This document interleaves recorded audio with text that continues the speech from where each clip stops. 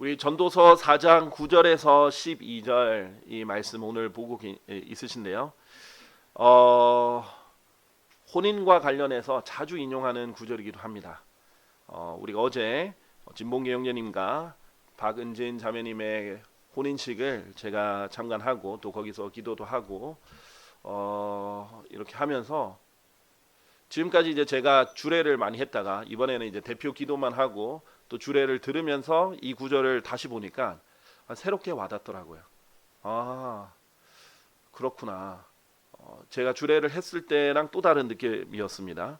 그리고 또 이 이제 두 커플은 특히 제가 기도를 많이 했던 커플이니까 더 와닿더라고요. 그래서 이 구절이 정말 새롭게 저한테 아주 소중하게 와닿았기 때문에 이 구절에 대한 은혜를 여러분과 함께 나누고 싶었습니다. 이것은 꼭 혼인만 이렇게 관련된 것은 아닐 수 있어요. 하지만 혼인에 가장 적합하게 해당된다라고도 볼 수 있습니다. 그래서 여러분이 이 부분을 함께 잘 보시면 좋지 않을까 생각이 됩니다. 제가 이제 박은진 자매랑은 안지 15년이 됐습니다. 15년 전에 제가 영어 교사로 있을 때 고등학생이었어요. 박은진 자매가. 그리고 이제 청년이 됐을 때는 제가 청년부 회장이었거든요. 그래서 청년부 회장할 때 활동하는 청년 중에 한 명이었고요.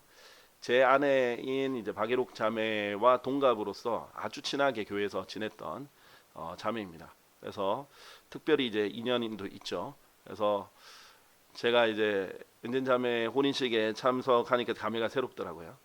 그런데 이 혼인의 절차를 하나씩 보는데 다 의미가 있고 다 은혜롭다 이런 생각이 많이 들었는데 그 중에 하나가 이제 아버지께서 이제 보통 일반적으로 아버지가 신부 측의 아버지가 신랑에게 이제 딸을 건네주잖아요.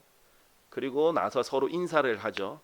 그런데 이제 또 그 서로 이제 신부 측 부모와 또 신랑 측 부모가 서로 인사하고 서로 안아주고 그렇게 하는 장면들이 볼 때마다 감동적이더라고요. 저는 이제 제 결혼식 때 그 부모님께 인사할 때 그렇게 울었던 기억이 납니다. 그런데 그 저희 아내는 그때 안 울었어요. 그래서 아주 그냥 이렇게 해맑게 웃고 있어서 그 제가 듣기로는 죄송합니다. 나중에 저 혼내지 마세요. 제가 듣기로는 장모님인가 이러가 좀 울었어야지 이렇게 이렇게 하는 기억이 있습니다. 근데 저는 그게 이제 그렇게 가슴이 아프더라고요. 일단은 저는 처음에 이제 저희 부모님한테 인사할 때 굉장히 그동안 부모님이 저에게 잘해주신 것, 또 제가 부모님한테 더 잘해드릴 걸 이렇게 생각한 것까지 다 이제 감회가 새롭게 그래서 이제 눈물이 났는데 이번에는 신부 측 그 아버지가 그 신랑 안는 그 모습에 저도 눈물이 울컥 나더라고요. 저도 이제 딸아이의 그 아버지다 보니까 그 심정이 어떨까 이렇게 좀 상상을 해봤습니다. 아버지가 자기 딸아이를 이제 신랑에게 이렇게 넘긴다든지 아니면 안아주면서 잘 부탁한다 이렇게 하는 감정이 어떤 감정일까 그냥 상상만 해봤습니다. 근데 이제 딸이 없을 때랑 있을 때는 좀 느낌이 좀 다른 것 같아요. 그걸 좀 이해할 수 있을 것 같았습니다. 그런데 왜냐하면 자기한테 가장 소중한 것을 돈보다 더 소중하지 않겠어요? 자기한테 가장 소중하고 또 애지중지 키우고 그렇게 이렇게 소중하게 사랑하고 또 그동안 길러왔던 그 딸이 이제는 자기한테서 떠나서 또 새로운 이제 건의 아래서 또 남편을 만나서 이제 생활을 해야 될 것을 보니까 만감이 교차할 것 같다 이런 생각이 들더라고요. 그럼에도 불구하고 아버지가 그런 만감이 교차하는 와중에도 그 혼인식을 기뻐하시죠. 당연히 기뻐하죠. 하나님께 감사하고 또 행복하길 바라고 또 당연히 기꺼이 또 이제 사위가 될 사람에게 이렇게 넘겨주는 거죠. 그만큼의 가치가 있다라는 생각이 들더라고요. 혼인이라는 게 그만큼의 가치가 있다. 아버지가 자기 딸을 직접 누군가 다른 남자한테 넘겨줄 정도의 저는 못할 것 같은데 저는 너무 아직 어려서 그런지 모르게도 저는 함부로 이걸 못 넘겨줄 것 같은데 근데 그럴 만큼 이 혼인이 가치가 있다 이런 생각이 들었습니다. 일단 전도서 4장 9절부터 보시면요, 하나님의 관점을 한번 보시죠. 둘이 하나보다 나으니라. Two are better than one. 둘이 하나보다 나으니라. 이렇게 얘기가 되어 있습니다. 진리입니다. 너무 명쾌하죠. 단순하죠. 둘이 하나보다 낫다. 영어에서는 이런 속담도 있어요. Two heads are better than one. 두 명의 머리가 한 사람의 머리보다 낫다. 그러니까 아무리 똑똑한 사람도요, 혼자서 모든 것을 다 알 수도 없고 혼자서 모든 생각을 다 두루두루 할 수는 없어요. 한쪽에 치우쳐질 수도 있고 마침 생각 못한 것도 있어요. 아무리 IQ가 뭐 100이 200이 가까이 되고 뭐 그렇게 한다 할지라도 그래도 그 사람이 부족한 점이 있는 거예요. 그렇죠? 그래도 두 사람이 한 사람보다 나은 거예요. 이것은요, 꼭 부부에게만 국한이 안 되더라도요, 어떤 일을 함에 있어서도 좋은 자가 많으면 안전하다라고 성경에서 말을 하고 있거든요. 그러니까 여러 사람이 같이 머리를 맞대고 하면은 더 좋은 결과도 나오죠. 물론 이제 또 너무 사공이 많으면 배가 산으로 갈 수도 있겠죠. 적당하게 같이 충분히 의논을 하고 나눌 수 있는 정도의 규모의 사람들이면 그래도 한 3명, 4명, 5명 정도는 한 명보다 훨씬 더 나은 결과를 낳겠죠. 자, 그런데 부부의 경우에는 더 특별하다고 저는 생각합니다. 제가 어제 느낀 것은 세상의 그 어떤 관계가 부부보다 가까울까 이런 생각이 들더라고요. 심지어는 부모와 자식과의 관계보다, 여러분 결혼을 해보신 분들은 알겠지만은 결혼하기 전에는 자녀로서 그래도 부모님이랑 나는 꽤 친한 편이다, 나는 부모님이랑 친해 라고 생각을 하신 분들도 많았을 거예요. 그리고 뭐 지금도 아직 미성년자나 아직 부모랑 같이 사시는 분들은 그렇게 생각하실 수도 있습니다. 근데 결혼을 해보면 완전히 다른 얘기라고 느껴집니다. 그냥 부모님과 친밀한 정도와, 당연히 그 부모님과 친밀한 정도는 다른 사람과의 친밀한 정도가 또 다르죠. 그런데 부부는 또 완전히 다른 얘기더라고요. 진짜 성경에 있는 그대로 둘이 한 육체가 되는 것이고 그냥 하나가 되는 거더라고요. 그리고 저는 이제 그 결혼 생활하고 나서 거의 특별한 때를 제외하고 거의 모든 순간을 같이 했던 것 같습니다. 저는 이제 한 12년 차 정도 됐는데 거의 모든 순간을 같이 했던 것 같아요. 힘들 때는 진짜 뭐 좋을 때든 어려울 때든 그렇지 않을 때든 거의 모든 순간을 같이 하면서 이렇게 함께 시간을 보냈었는데 정말 이보다 더 가까운 관계는 없겠다 이런 생각이 들었습니다. 물론 이제 어떤 분들은 그렇지 않은 분들도 계시겠죠. 원래 건강한 부부 관계는 가까운 관계이지 않겠습니까? 그런데 이제 너무 결혼 생활을 오래 하다 보니까, 아니면 초기에도 뭐 각방을 쓴다든지 말 한마디 잘 안 하고 사는 사람들도 얼마든지 있을 수 있겠죠. 그러나 그게 이상적인 모습은 아니겠죠. 자, 왜냐하면 우리가 이 둘이 하나보다 낫다라는 관점에서 쭉 얘기하면서 11절에 보면 또 한편 만일 둘이 함께 눕는다면 그때는 그들이 온기를 얻느니라 하면서 실제로 같이 눕고 자고 하는 부분을 표현한 것으로 보아 부부에게 훨씬 더 친밀한, 또 직접적인 이제 적용이 되는 거죠. 자, 그리고 10절에 보면요, 이는 만일 그들이 쓰러진다 해도 한 사람이 그의 동료를 일으켜 세울 것이기 때문이라 해서 동료라고 표현했어요. 부부는 그냥 단순히 이제 연애할 때처럼 그냥 애틋한만을 가지고 사는 사람들이 아니에요. 그거는 이제 연애로도 충분히 가능하죠. 근데 이제 부부가 되면 진짜 이제 동료가 되는 거고, 친구가 되고, 동반자가 되고, 함께 할 사람이 되고, 돕는 자가 되고, 이해해주는 사람이 되고, 서로 일으켜주는 사람이 되고, 또 같이 싸우는 사람이 되고, 그런 여러 가지 의미에서 함께하게 되지 않습니까? 그래서 혼인이라는 것은, 특히 부부라는 것은 이렇게 중요한 관계다라는 것을 다시 한번 생각하는 계기가 됐습니다.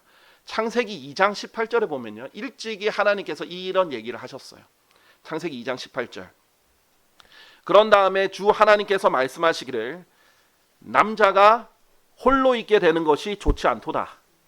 내가 그를 위하여 돕는 배필을 그에게 만들어 주겠노라 하셨느니라 라고 했어요. 자, 지금 저는 오늘 이 말씀이 여러분 모두에게 다 해당되는 말씀이라고 봅니다. 자, 여기 계신 분들 중에는 대부분 지금 부부인 상태인 결혼 상태인 사람들도 많이 계실 거고요. 청년들 같은 경우에는 아직 결혼을 안 했지만 이제 결혼할 배우자를 기도하면서 찾아가는 그런 단계이기도 하고요. 또 이제 이 설교를 알아들을 수 있는 모든 사람, 결혼 안 한 분들은 이런 것이 결혼이고 또 이상적으로 이렇게 봐야 되는구나라고 생각할 수 있겠죠.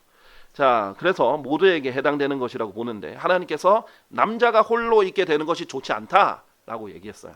분명히 홀로 있으면 좋지 않다라고 처음부터 얘기를 하셨죠. 그래서 만들어 주는 사람이 이브인 거죠. 그래서 그를 위하여 돕는 배필을 그에게 만들어 주겠노라.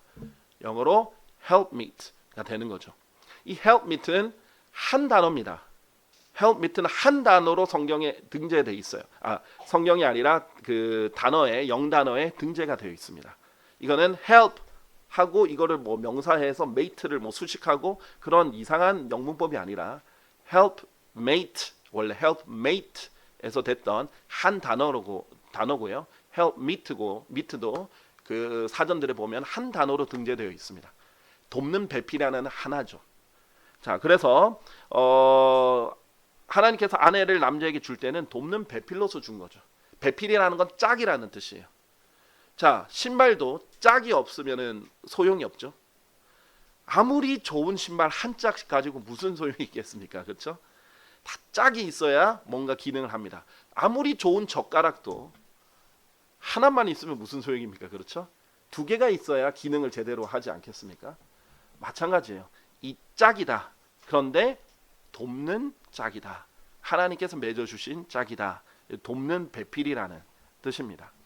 자, 하나님께서 처음부터 인간은 홀로 있는 것이 좋지 않다. 특히 남자가 홀로 있는 것이 좋지 않다라는 것을 알고 돕는 배필을 마련해 줬는데 그것이 최초의 부부 관계입니다. 남편과 아내라는 것이 그런 관계라는 것이죠. 자, 그런데 성경에서는 이 혼인을 얼마나 중요하게 생각을 하느냐면요. 잠언 18장 22절을 보시면요. 잠언 18장 22절입니다. 잠언 18장 22절에는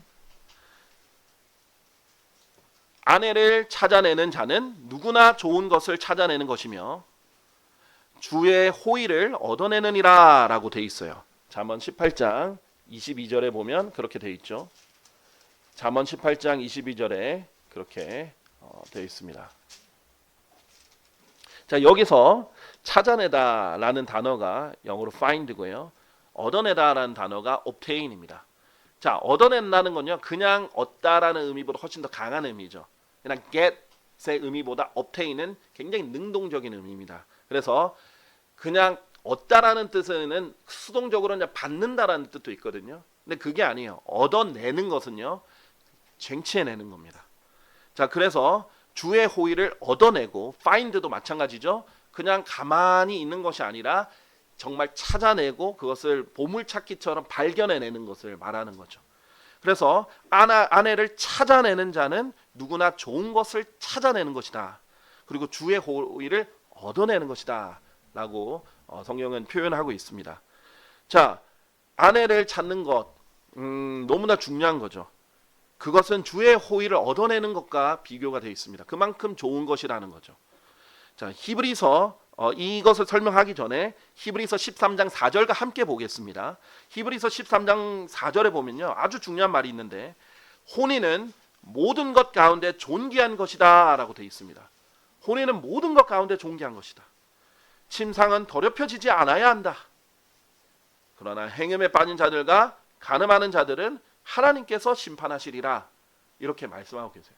하나님이 얼마나 이것을 중요한 게 여기냐면 이것을 침상을 더럽히거나 혼인을 더럽히는 자는 하나님께서 심판하신다 라고 말씀하시고 계시고요. 혼인은 모든 것 가운데 존귀한 것이다 라고 얘기하고 있어요. 아내를 얻은 건 주의 호의를 얻어내는 것이다 이렇게까지 얘기를 하고 계시고 침상을 더럽히지 말라고 성경에 말씀하고 계시죠. 자, 근데 제가 이제 보면요. 많은 사람들이 아내를 얻어내거나 찾아내는 게 아니라 그냥 가만히 있으면 알아서 누군가 와가지고 아내가 될 것을 기대하는 사람도 있다라는 것을 알았습니다. 그렇게 되지 않죠. 예. 뭐 용기 있는 자가 미녀를 얻는다고, 우리는 이제 관점이 외모가 아니기 때문에 우리의 관점은 영적인 미녀 아니겠어요? 영적으로 아름다운 사람을 찾는 것은 정말 쟁취해내는 것이다, 이렇게 생각이 듭니다. 근데 가장 먼저 해야 되는 것은 기도죠. 기도를 정말 간절하고 뭐 적극적으로 정말 열렬하게 기도할 수 있습니다. 그래서 하나님 제발 주님이 보시기에 아름다운, 그리고 제가 뭐 이런 주님 안에서 이런 비전이 있는데 함께 할 수 있는 동반자를 주님께서 주십시오. 또 하나님 보시기에 하나님 뜻에 맞는 사람을 찾게 해 주십시오 해서 보물찾기처럼 찾아내는 거죠. 자, 그런데 보세요. 그것을 그냥 외모만 본다면 성경에서는 아무리 아름다운 사람도 명철이 없으면은 돼지코에 있는 금고리 같다라고 했죠. 자, 그렇기 때문에 정말 아무 필요가 없거든요. 외모는 딱 보면 아는 거 아니에요. 한 10초만 보면은 알 수 있잖아요. 이 사람이 예쁜지 안 예쁜지는 알 수 있는 거예요. 그러나 이 좋은 아내는요, 열심히 찾아내는 것입니다. 그 사람은 그 사람의 영적인 것과 그 마음에 숨겨진 이 고요하고 온유한 사람을 찾아내는 것이 그 형태죠. 그러려면 먼저 자신부터 영적으로 아름다운 사람이 돼야 돼요. 영적으로 성장한 사람이 되어야 되죠. 그러면 영적으로 성장한 사람을 맞이할 수 있게 됩니다. 자, 꽃이 있으면은 나비가 오게 돼 있죠. 외모를 아주 신경 쓰는 사람이 있으면 외모를 보는 사람이 찾아오게 돼 있습니다. 내면을 신경 쓰는 사람이 있으면 내면의 가치를 아는 사람이 찾아오게 돼 있어요. 그래서 이런 식으로 정말 적극적으로 하는 것이 중요한데, 이 말은 기도와 또 주님 안에서 신중하게 적극적으로 하라는 것이지, 그게 아니라 뭐 그냥 내가 모든 사람한테 다 한번 고백을 해본다, 이런 것은 아니죠. 그런 것은 여자들이 싫어합니다. 네. 이 좁은 교회에서 다 고백을 해버리면 어떻게 되겠어요? 그러니까 정말 신중하게 하되 전투적으로 기도하면서 열심히 성경과 함께 자기도 성장하면서 찾아내라는 거지, 보물찾기처럼 귀하게 찾으라는 거지, 모두 다 찔러보라는 거는 이제 아니겠죠. 자, 어쨌든 간에 이게 본론으로 돌아와서요. 자, 하나님께서 결혼을 왜 중요하다라고 여기시는가, 그 이유 중에 하나를 먼저 보시겠습니다. 9절에 다시 돌아가면 둘이 하나보다 더 낫기 때문인데, 그리고 이 부부는 그 누구보다도 더 가깝게 함께 하나가 돼서 행동하는 사람이기 때문인데, 이는 그들이 자신들의 수고로 인하여 좋은 보상을 얻는 까닭이라 라고 했어요. 지금 여러분, 이 말이 얼마만 말인 게요. 일단 지금 이 전도서 4장 9절이 누가 쓴 책이죠? 솔로몬이 쓴 책이에요. 근데 솔로몬이 지금 무슨 책을 기록하고 있죠? 전도서예요. 전도서의 주제는 뭐예요? 해 아래 모든 것이 헛되고 헛되다라는 거예요. 아무런 수고에 유익이 없다 라고 말을 하는 사람입니다. 지금 전도서 전체가 일관적으로 그렇게 돼 있어요. 아니, 열심히 해도 결국은 내가 다 많이 만들어 놔도 죽으면 내게 아니고, 내가 이것을 다 경험해봤는데 다 헛되고, 이것도 헛되고 저것도 헛되고 이러는데, 지금 그래서 관점이 해 아래서입니다. 영혼을 바라보는 관점이 아니에요. 전도서는 지극히 그냥 세상적인 사람이 세상적으로 해 아래서 이루어진 것을 본 거예요. 그런데 그 중에서도 좋은 보상을 얻는다라고 표현한 게 있어요. 바로 여기에요. 이 부부가 함께 수고해서 얻는 것을 귀한 보상, 이 좋은 보상에 비유하고 있습니다. 저는 제 개인적인 생각은요, 하나님 안에서 좋은 사람을 찾고 하나님 뜻이 맞는 사람을 찾는다면 결혼은 일찍 할수록 좋다라고 생각됩니다. 물론 사람마다 다 케이스 바이 케이스고 상황마다 다 다르기 때문에 제가 절대 단정시킬 수 없고 일반화시킬 수는 없습니다. 근데 저의 경우는 그랬어요. 정말 주님께서 주신 사람이고 이 사람이랑 평생 할 수 있고 이 사람이랑 나랑 영원한 동반자로, 특히 저는 사역을 처음부터 생각을 했기 때문에 함께 사역을 할 수 있는 그런 동반자다라고 생각이 되어서 결혼을 했어요. 전 생각보다 일찍 결혼을 했죠. 저는 뭐 28, 한국 나이로 28에 결혼했고 만으로는 26에 결혼했으니까요. 그런데 이제 요즘은 점점 늦게 결혼을 하잖아요. 저희 아내는 훨씬 더 어리게 결혼했죠. 23세 결혼을 했으니까요. 자, 그렇게 했더니 시간 낭비 없이 너무나 함께 수고해서 같이 같은 길에서 좋은 보상을 이뤄놨어요. 그래서 함께 지금까지 사역을 달려온 결과를 우리가 그 결과를 보고 있어요. 제 나이 별로 제가 공개하는 거 싫어하잖아요. 근데 이제 그냥 제가 약간 포기했습니다. 결국은 물어보면 대답 안 해드릴 수도 없고, 심지어는 뭐 제 나이가 블로그나 뭐 이런 데도 올라가 있기도 하고 그래서 뭐 결국은 그래서 예전에는 일부러 막 흰머리 염색도 안 하고 그냥 가만히 놔두기도 했는데 제 머리를 이제 생일 때 선물로 이제 애록자매가 이번 생일 때 그 염색을 해줬는데 그래 나 아직 젊으니까 젊은 것을 일단 밀고 가야겠다. 나중에 나이 좀 더 들면 그렇게 해야겠다 이런 생각도 좀 들었습니다. 저는 아직 30대예요. 저는 아직 30대입니다. 그런데 이 30대인데도 아주 일찍부터 이 사역에 함께 그것도 혼자가 아니라 함께 부부가 전심전력해서 달려왔는데 그랬더니 일찍부터 열매가 나는 거예요. 그래서 그것이 너무 감사합니다. 제가 제 인생을 낭비하지 않아서 너무 감사해요. 제가 오늘 설교 제목을요 2가지를 생각해 봤습니다. 첫째는 매우 심심한 제목입니다. 혼인은 귀한 것이다. 그냥 들어도 무슨 내용인지 알겠죠? 심심해요. 그냥 주제입니다. 그런데 다른 하나는 이렇게 생각해 봤어요. 악하고 음란한 세대에 대한 일침 이렇게 생각해 봤어요. 물론 이것도 채택이 안 될 수 있습니다. 근데 제가 왜 이러냐면 성경에서 계속해서 예수님이 그 사람들에게 하시는 말이 있어요. 악하고 음란한 세대야. 또 다른 구절에는 사악하고 음란한 세대야. 음란하고 죄 많은 세대야. 근데 음란하는 게 계속 이게 악하다는 사악하다도 되고 죄 많은도 계속 바뀌는데 음란하는 계속 있는 거예요. 저는 처음에 이해가 안 됐어요. 무슨 1세기 때 이스라엘 사람들이 얼마나 음란했길래 악하고 음란하다 이렇게 계속 얘기하실까? 근데 제가 이제 잘 몰랐던 것 같아요. 사람들이 겉으로는 아무리 점잖은 체하고 겉으로는 그게 아무리 쉬쉬하고 그렇게 터부시하고 해도 인류 역사 동안 계속해서 있어 왔던 죄들이 음란한 죄들이에요. 그 시대에도 그렇게 하기 너무 힘든 환경인데도 남편이 5인 사람도 있었고, 그렇죠? 물론 회개해서 예수를 만났지만은 얼마든지 음란하게 하려면 음란하게 할 수 있는 일들이 많았어요. 왕부터 시작해가지고 다양하게 곳곳에서 더 그런 은밀하게 치밀하게 그렇게 많이 있었죠. 오히려 지금보다 뭐 더 단속하는 게 더 힘들어서 공공연하게 그런 것들이 더 성행했을 수도 있어요. 그래서 하나님께서는 율법에 아예 이스라엘에는 절대 창녀를 두지 마라. 법적으로 이 금지를 하셨고 처벌을 강하게 두셨지만은 그럼에도 이스라엘에 창녀가 있을 정도였으니까 지금 만약 우리나라에서 창녀가 발견되면 즉각 사형이다. 그래서 바로 즉결 처분을 한다면 우리나라의 그 성매매가 이렇게 활발하게 될 수가 없겠죠. 요즘은 성매매를 해도 여성가족부에서 그 성매매를 하는 여성들을 보호해 주죠.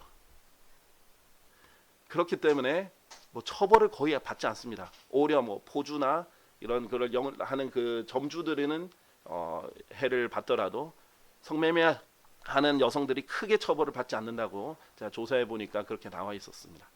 제가 깜짝 놀란 게 있었어요. 우리나라에서 3년에 한 번씩 성매매 실태 조사를 합니다. 2007년도 통계가 좀 문제가 있었어요. 2007년도 통계에서 우리나라 남성의 50% 이상이 성매매 경험이 있다. 이렇게 충격적이었어. 근데 나중에 그 통계가 표본에서 조금 문제가 생겼습니다. 자, 그래서 이제 남자들이 거봐라 여성가족부에서 이상한 통계를 냈다. 저건 신뢰할 수 없다. 이랬죠. 근데 이제 표본을 바꿔서 객관적으로 2010년, 2013년, 2016년 계속 검사를 했는데 우리나라 남성의 2010년 51.4%의 남성이 성구매를 한 경험이 있다. 2013년 56.7%가 있다. 2016년 50.7%가 있다 이런 식으로 해서 항상 반이 넘더라고요. 근데 그 중에 설문조사에 자기는 경험이 있는데 없다 한 사람도 있을 것 같아요. 저는 특히 우리나라 같은 경우에는 그런데도 이 정도니까. 그리고 심지어는 이제 여성 통계도 이제 들쑥날쑥하기는 하지만은 의외로 굉장히 많은 통계가 있다는 걸 알게 됐어요. 심지어는 멀쩡한 대학생들, 심지어는 직장인들, 또 유흥업소나 성매매, 구매 반대말이 성판매 이런 경험도 많이 있다라는 것이 알게 됐습니다. 우리나라만 해도 이렇게 많은 거예요. 저는 미국 가서 놀랬거든요. 미국 사람들 너무 솔직하고 개방적이라서 전 깜짝 놀랐어요. 근데 제가 만 13살 때 미국에 갔잖아요. 근데 미국에 갔는데 저희 또래 애들이 이제 저는 기숙사 생활을 했으니까 또래 애들이 저한테 성경험이 있는지 물어보더라고요. 그래서 당연히 저는 없다고 했죠. 근데 거기 있는 애들 대부분이 있는 거예요. 그 한 50명 정도가 같이 생활을 했거든요. 그 중대 한 40명 중대 생활을 했는데 제 군대 학교였기 때문에 대부분이 있다는 거예요. 만 13살밖에 안 된 애들이. 전 너무 개방적이고 막 그런 것들이 그래서 내가 놀랄 정도였어요. 그래서 저는 우리나라는 절대 그러지 않은 줄 알았어요. 근데 그냥 가면의 차이고 좀 쉬쉬하느냐 아니냐, 솔직하게 말하느냐 안 하느냐, 그게 잘 드러나느냐 안 하느냐 그 정도 차이더라고요. 악하고 음란한 세대구나. 이 세대도 악하고 음란한 세대구나. 하나님께서 마지막 날들이 가까우면 어떤 날들과 같다라고 했냐면 소돔의 날들과 같다. 롯의 날들과 같다. 노아의 날들과 같다 했는데 이 노아의 홍수 이전에도 그렇고 또 소돔과 고모라 때도 그렇고 특징이 뭐예요? 음란한 거예요. 굉장히 음란한 거예요. 음란한 게 죄를 엄청나게 증가시킵니다. 자, 그런데 하나님께서 이 세대가 음란하고 악하다라고 얘기하고 있는데 저는 지금 우리 세대도 악하고 음란한 세대라고 생각합니다.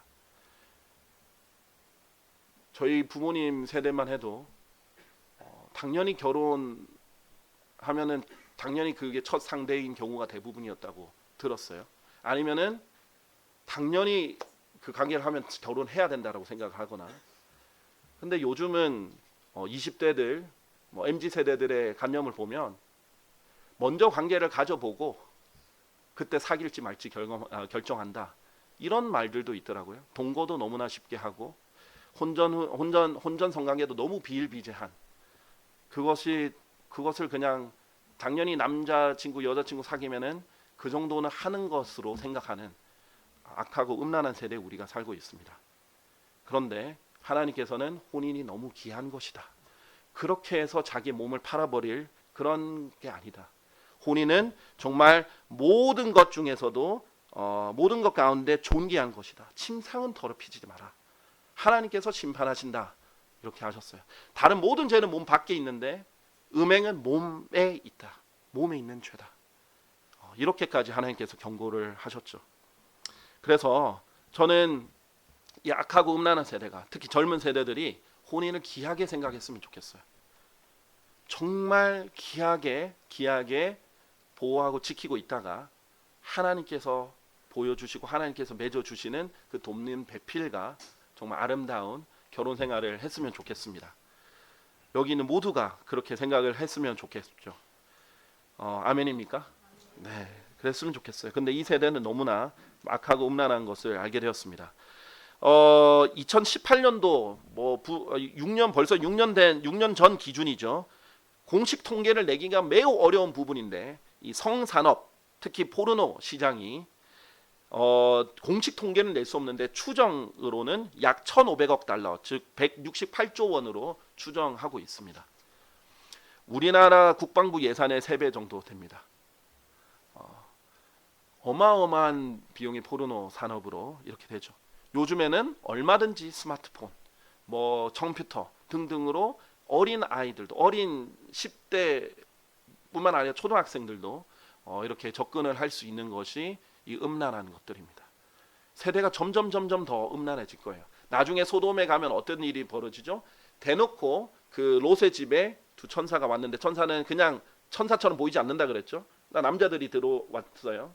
그러니까 대놓고 거기 집을 둘러싸 가지고 너무나 당연하게 문을 부술 것 같이 요구하는 거예요. 두 남자 내놔라. 우리가 알고자 함이라. 근데 성경적으로 완고한 표현이죠. 알고자 한다는 게.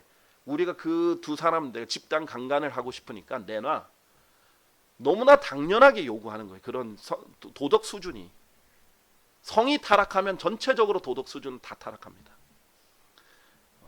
그런 세대가 우리 눈앞에 지금 펼쳐지고 있는 것 같습니다. 자, 그래서 하나님께서는 이 혼인을 너무 귀하게 여기기 때문에 고린도전서 7장 38절에 보시면 이 혼인을 할 자유가 있으나 단 주 안에서만 할지니라 라고 얘기를 합니다. 아내는 그녀의 남편이 살아있는 한 법으로 매여 있느니라. 그러나 만일 그녀의 남편이 죽는다면 그녀는 자신이 바라는 자와 혼인할 자유가 있느니라. 단 주 안에서만 할지니라. 이렇게 얘기하고 있습니다. 주 안에서만 할지니라. 저는 우리 젊은 청년들도 배우자를 찾을 때 주 안에서 좋은 배우자를 찾기를 바랍니다.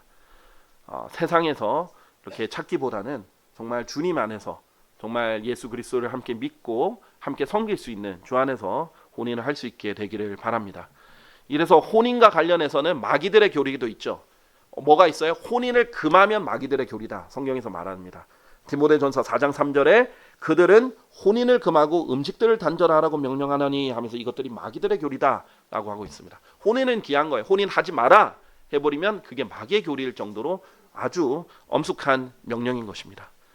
자, 이렇게 혼인은 귀한 것이고 좋은 것이고 주의 호의를 얻어내는 것이고 그 다음에 함께 수고해서 좋은 보상을 얻을 수 있는 동력자이고 동반자입니다. 자, 또 두 번째 관점으로 설명드리겠습니다. 왜 혼인이 중요한가? 자, 10절 11절을 볼게요. 이는 만일 그들이 쓰러진다 해도 한 사람이 그의 동료를 일으켜 세울 것이기 때문이라. 이 부분만 먼저 볼게요. 함께 일으켜 줄 수 있는 사람이 있기 때문에 혼인은 귀한 것입니다. 너무 소중한 것이에요. 자, 여러분 중에 누가 자신할 수 있겠습니까? 나는 24시간 영적인 사람이야. 나는 365일 24시간 일주일 7일 동안 늘 영적이고 늘 쓰러지지 않고 항상 나는 하나님과 동행하면서 하나님께 밀착하면서 항상 주의 뜻 안에서만 사는 사람이야. 그렇게 자신할 수 있는 사람이 얼마나 되겠어요? 저는 그렇게 자신 있게 나올 수 있는 사람이 없다라고 생각합니다. 성경을 알면 알수록, 그렇죠? 하나님과 동행하는 삶이 얼마나 귀한 줄 알고 또 얼마나 또 유지하는 게 힘든다는 걸 알면 알수록요. 그렇게 자신할 수 있는 사람은 없다라고 생각됩니다. 아무리 영적인 사람도 육신적일 때가 있어요. 아무리 육신적인 사람도 영적일 때가 있습니다. 네. 자, 그렇기 때문에 한 명이 넘어졌을 때 일으켜 줄 수 있는 사람이 있다는 건 너무나 큰 복이에요. 저는 결혼 생활을 통해서 많이 느꼈습니다. 제가 힘들 때, 제가 지칠 때, 제가 쓰러져 있을 때 같이 일으켜주고 같이 기도해주고 같이 아파해주고 또 같이 해결책을 모색해주고 같이 격려해주는 사람이 있다는 것이 너무나 큰 위로였어요. 근데 그것도 주님 안에서 하나님의 말씀을 통해서 서로 하나님의 말씀을 인용할 수 있고 서로 하나님의 말씀을 두려워하고 하나님의 말씀은 복종할 수 있는 그런 사람, 그런 사람들 안에서 서로 일으켜주는 동료가 있다는 것 너무나 큰 복이라고 생각합니다. 자, 그런 두 번째 문장을 보면 그러나 홀로 있는 자는 그가 쓰러질 때 화가 있으리로다 라고 했어요. 이는 그를 도와 일으켜줄 다른 이가 없기 때문이라 라고 했습니다. 너무나 안타깝죠. 혼자 있으면 너무나 안타까워요. 근데 이 전도서에서 우리 4장 9절에서 12절 봤잖아요. 근데 사실 바로 앞절 8절에서 솔로몬이 이런 얘기를 해요. 홀로 있으면서 동반자가 한 명도 없는 누군가가 있는데 진정 그는 자식도 없고 형제도 없도다. 그럼에도 그의 모든 수고에 끝이 없느니라 하면서 이것을 홀로 있는 것의 비참함을 설명하고 있어요. 또한 그의 눈은 재물들로 만족하지도 아니하나니 그는 누구를 위하여 내가 수고하면서 나의 혼에게서 좋은 것을 앗아가는가 하고 말하지도 아니하는도다. 이 또한 헛되나니 진정 그것은 심한 고역이라 라고 했어요. 아무도 없고 혼자 있어요. 열심히 일해서 돈이 있으면 뭐해요? 함께 누릴 사람이 없고 함께 즐거워할 사람이 없는데 제일 가까운 아내가 동반자가 없고 자식도 없고 형제도 없는데 그게 무슨 소용이냐 이거죠. 자, 결혼을 만약에 안 한 사람이나 못한 사람이 있으면 그래도 형제라도 있고 아니면 자식이라도 있고 또 누군가 함께 있는 사람이라도 있으면 서로 도움이 되고 힘이 나겠죠. 그런데 형제도 자식도 아내도 없이 홀로 있는 사람은 그가 수고해도 그게 무슨 소용인가? 이렇게 허탈함에 빠지게 됩니다. 자, 그래서 10절에 보면 그를 도와 일으켜 줄 다른 이가 없다라고 되어 있습니다. 자, 그런 사람이 쓰러졌어요. 일어나는데 얼마나 오래 걸리겠어요? 얼마나 힘들겠어요? 죄라는 것이 너무나 무서운 습관이 뭔지 아십니까? 어떤 특성이 있냐면 죄는 줄로도 표현이 되고 덫으로도 표현이 되고 올무로도 표현이 됩니다.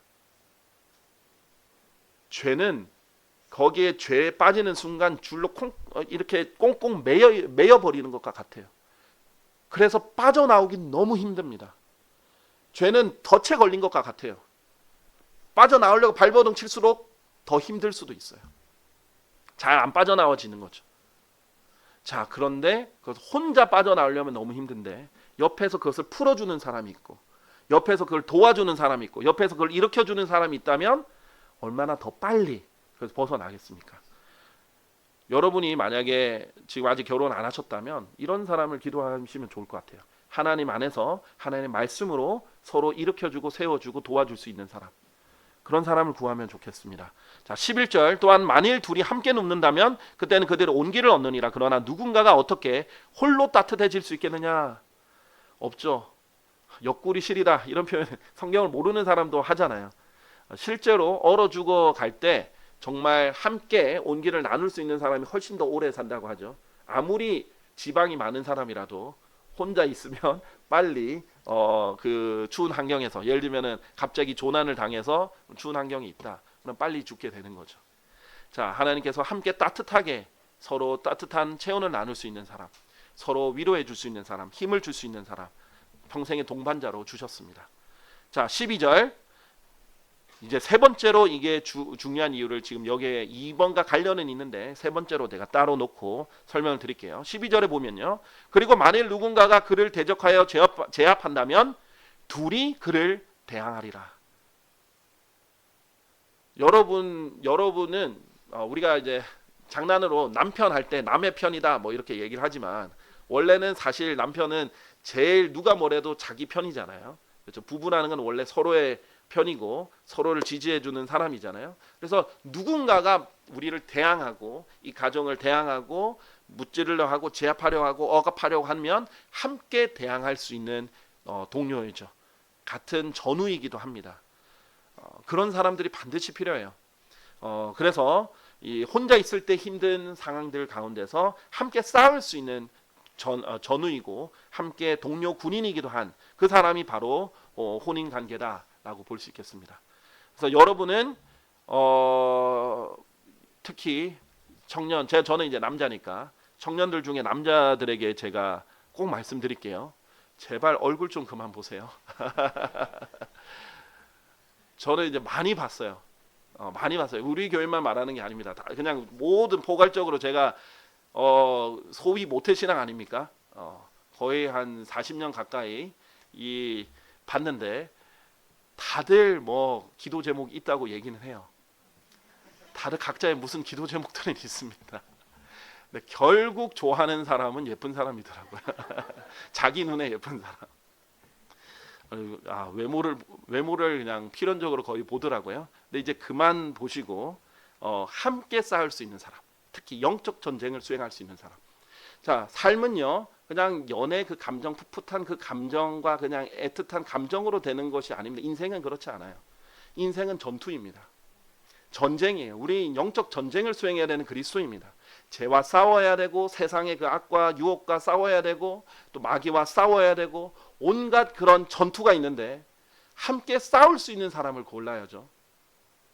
근데 잘못 고르면요 평생 내가 일으켜줬는데 또 쓰러지고 일으켜주고 또 쓰러지고 싸워야 되는데 평생 싸울 줄 모르는 이 검 한번 휘두를 줄 모르는 사람이랑 살아서 힘들 수 있어요. 같이 싸워야 이게 영적 전쟁에 힘이 나는데 맨날 부상병으로 있는 사람과 결혼할 수도 있습니다. 얼마나 힘들겠습니까? 그렇죠? 함께 힘을 내서 함께 누가 잠깐 다치더라도 내가 이끌어주고 도와주고 치료해주고 또 끌어가지고 또 기도해주고 이렇게 함께 싸워가면 얼마나 든든해요. 같이 멍에를 매는 겁니다. 혼인을 멍에로도 표현을 하잖아요. 같이 멍에를 쥐고 소들이 두 마리가 함께 같은 곳을 가듯이 함께 힘을 주고 가야 되는데 소 한 마리가 지금 병들어 죽을 것 같아요. 그러면 이 한쪽 소는 거의 그 소를 끌고 가야 되지 않겠어요? 차라리 멍에가 없는 게 낫겠다 싶을 만큼 더 힘들 겁니다. 자, 한강에 가면요. 종종 이제 저희는 바로 여기 한정거장 앞이 한강이잖아요.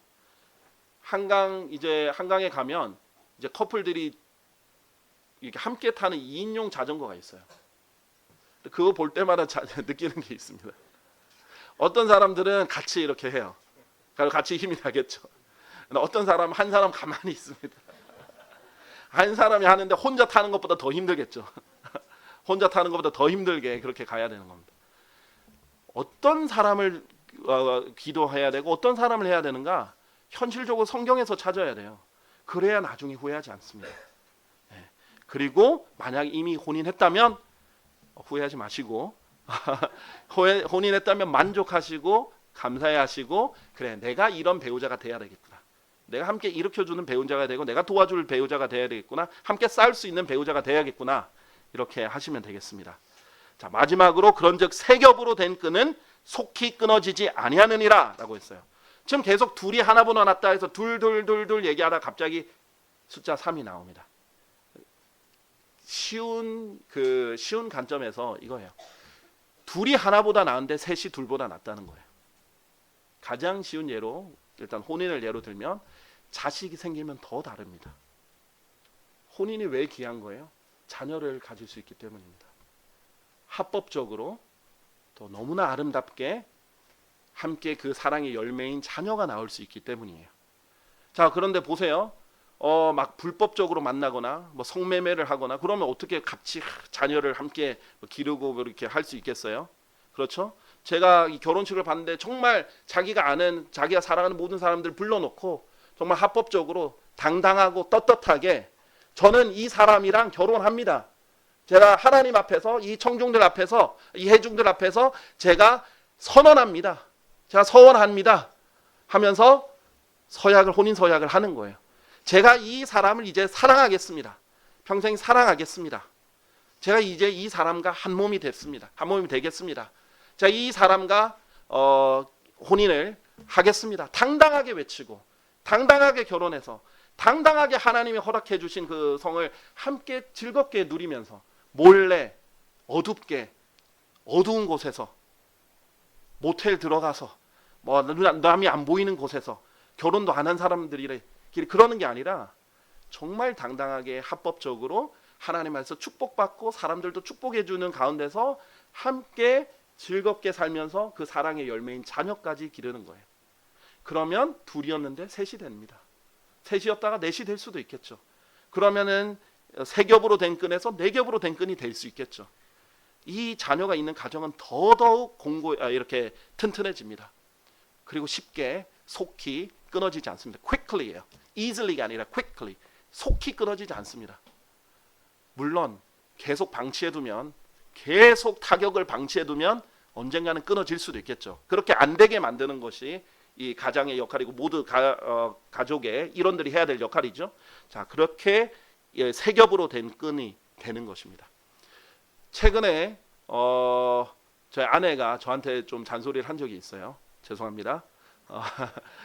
아니 뭐 잔소리 할 만했습니다. 네, 잔소리를 했더니 우리 딸이 이렇게 말했어요.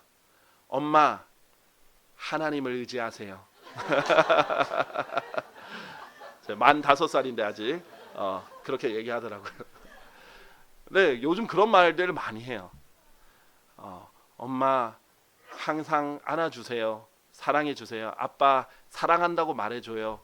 이렇게 계속 얘기해줘요. 그러면은 먼저 와서 사랑해요 이렇게 말하고 그럼 제가 사랑해요 할 때마다 엄마 아빠는 하나님 사랑합니다 외쳐주세요. 이렇게도 하고 어린애한테 더 많이 배우는 거죠. 너무나 당연한 건데도 사실 부부 그런 말을 못할 때가 있거든요. 아니면 안 먹힐 때가 있는데 자녀가 하니까 자녀가 하니까 훨씬 더 이렇게 효과가 있더라고요. 그런 식으로 속히 끊어지지 않는 것이 세 겹으로 된 끈입니다. 무엇보다도 그리스도인의 가정은 그 가정에 하나님께서 함께 하십니다. 그래서 그리스도인 부부는 이미 시작부터 세 겹으로 시작을 하는 거예요. 더 튼튼해지고 더 결속력이 있고 그 안에서 그냥 연애 정도로는 결코 누릴 수 없는 행복이 있어요. 안정감이 있습니다. 동료의식이 있고 동반자가 있고 또 전우애가 있고 또 그 안에서 누리는 평안이 있고 거기서만 오는 행복이 있습니다. 저는 여러분이 정말 합법적으로 또 정말 주님 안에서 좋은 배우자를 만나서 이런 아름다운 결혼 생활을 이뤄갔으면 좋겠습니다. 그리고 정말 여러분이 지금 혼인을 한 상태라면 이 귀한 사람이 내 배우자구나. 정말 귀한 사람을 하나님께서 주셨구나. 내가 하나님께 호의를 얻었구나. 이렇게 생각하고 최선을 다해서 같이 그 가정에 충실하시길 바랍니다. 우리 다 같이 일어나셔서요.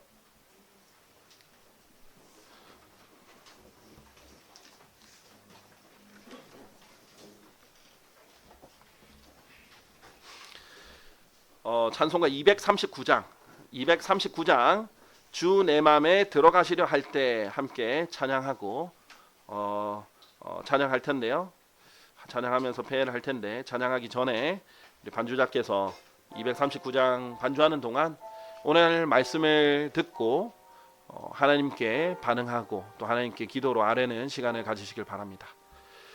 특히 이미 혼인을 하신 분들이라면 자신들의 혼인 생활을 다시 한번 돌아보는 계기가 되시길 바랍니다. 내가 이 사람을 일으켜주는 사람이었는가? 아니면 내가 이 사람을 쓰러뜨리는 사람이었는가? 내가 이 사람과 함께 싸우고 있는가? 아니면 방치하고 있는가? 내가 주님 이 배우자를 귀하게 여기고 하나님께서 정말 존귀한 것을 주셨는데 내가 그것을 소홀히 여기진 않았는가? 남편은 자신에게 점검해서 내가 정말 예수님께서 교회를 사랑하듯이 이 아내를 사랑했는가? 아내는 자신에게 묻기를 내가 정말 교회가 예수 그리스도께 복종하듯이 내가 이 남편에게 복종을 했는가? 이런 것을 돌아보면서 주님께서 귀한 혼인과 질서와 방법을 알려줬는데 내가 그것을 수행했는가? 소중히 여겼는가를 다시금 돌아보는 시간이 되시길 바랍니다.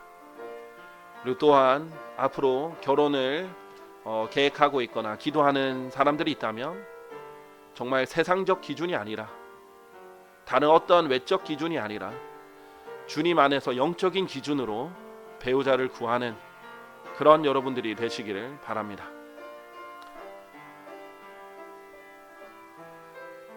오늘 하나님 말씀 귀한 가정에 대해서 말씀해 주셨는데 각자가 하나님 앞에 자신의 마음을 토로하고 하나님께 기도를 아뢰는 시간 가지시길 바랍니다.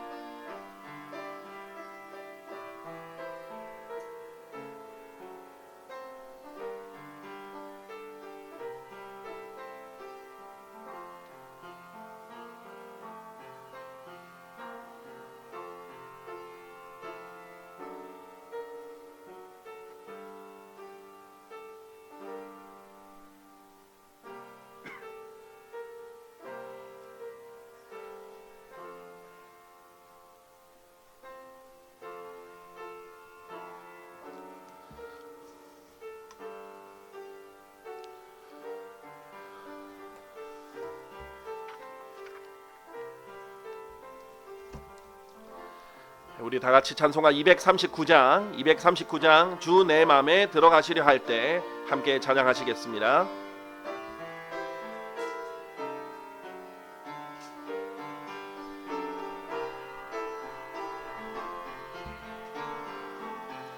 주 내 맘에 들어가시려 할 때 왜 영접하지 않나. 이 세상에 무엇이 막고 있나. 왜 대답하지 않나. 오랜 세월 주가 기다렸네. 다시 기다리네. 내 마음의 문 열기를 원하시네. 오 지금 문을 열라. 내 친구여 한 걸음 주께 오라. 주 너를 기다리네. 주 예수를 내 맘에 영접하면 어둡다 사라지리. 오랜 세월 주가 기다렸네. 지금 다시 기다리네. 내 마음은 문 열기를 원하시네.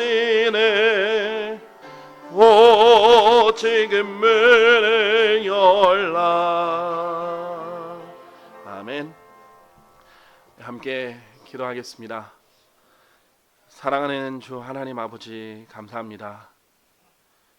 주님께서 정말 죄 많고 마음이 완악하고 딱딱하고 더럽혀져 있고 추악한 저희들에게 사랑을 알려주시려고 너무나 큰 희생을 통해서 저희에게 지속적으로 성령님을 통해서 저희 마음에 부어주고 계십니다. 주님, 주님의 큰 희생으로 저에게 먼저 사랑을 보여주셨고 지금도 성령님 통해서 사랑을 부어주고 계십니다. 주님의 그 크신 사랑을 날마다 성령님을 통해서 공급받고 또 성경을 통해서 알아가는 사람들로서 저희 또한 사랑을 하고 실행하는 사람들이 될 수 있도록 도와주십시오. 특히 주님께서 저희와 주님의 관계를 남편과 아내의 관계로 두시고 주님께서 다시 오실 때 저희 신부를 데려가서 어린 양의 혼인 잔치로 이끌어 주실 것이고 아버지는 그 아들을 위한 혼인 잔치에 손님들도 초청하고 성대하게 열어서 전 우주에서 가장 의미 있는 그런 결혼식이 될 수 있도록 주님께서 인도하여 주시리라고 성경에 기록되어 있습니다. 주님, 그런 결혼식을 고대하고 있는 사람으로서 저희 또한 이 주님의 사랑을 맛볼 수 있는 곳이 가정이라는 것을 믿습니다. 아버지가 아들에게 하는 사랑, 부모가 자식에게 하는 사랑, 남편이 아내에게, 아내가 남편에게 하는 그 사랑, 또 자식이 부모에게 할 수 있는 사랑, 그 외에도 형제끼리 할 수 있는 사랑 등을 통해서 주님께서 정말 사랑이 무엇인지를 몸소 보여주고 계신데 또 그것을 맛볼 수 있는 귀한 가정을 주셨는데 주님께서 이 가정들에 축복해 주시고 이 가정들이 더욱더 아름답게 더욱더 끈끈하게 함께 나아갈 수 있도록 주님께서 도와주시옵소서. 주님, 각 가정들이 정말 행복하고 평안한 가운데 주님을 잘 섬길 수 있도록 도와주십시오. 함께 영적 전쟁도 수행하고 함께 주님도 섬기고 서로 돕고 서로 일으켜 세워주며 또 함께 수고해서 좋은 보상을 얻는 그런 혼인 관계가 될 수 있도록 도와주시옵소서. 주님, 이 악하고 음란한 세대를 저희가 목도하고 있습니다. 정말 소돔 저리 가라 할 정도로 너무나 추악한 음란한 것들이 정말 세계 곳곳에 만연해 있고 스마트폰이라는 기계를 통해서 언제든지 손안에 그 음란함을 어린 아이부터 어른의 노년에 이르기까지 쉽게 접근할 수 있고 또 성매매나 이런 간음과 음행, 혼전 성관계 등 수많은 성적 문란함과 음란함이 만연해 있는 이 세대를 저희가 살고 있습니다. 주님께서는 그리스도인을 독특한 백성으로 불러주셨습니다. 세상이 다 그 길로 갈지라도 저희 그리스도인들은 모두 독특한 백성으로서 하나님의 말씀에 따라 그 순결함과 순수함을 유지할 수 있도록 도와주시옵소서. 주님께 모든 감사와 찬양을 드립니다. 저에게 사랑을 알려주셔서 감사드립니다. 위대하신 주 예수 그리스도의 이름으로 기도드렸습니다. 아멘.